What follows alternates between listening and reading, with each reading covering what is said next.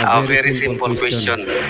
According to the presentation mula kanina, at ako'y natutuwa dahil walang problema pala ang Seventh Adventists nang hindi pa sumulpot ang SDARM. Di ba walang problema? Tinanggap nyo nga na mother church kami. Can I reply? So walang problema, naging problema lang ng sumulpot ng SDARM, di ba?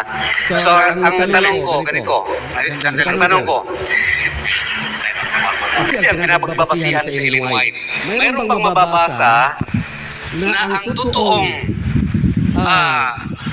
totoong remnant ay kailangan ma-disfellowship?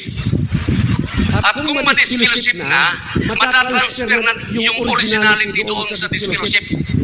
Yung original, hindi na totoong remnant.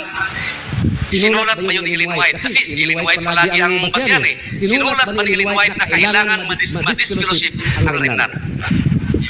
Wala pong mababasa na kailangan ma-disfellowship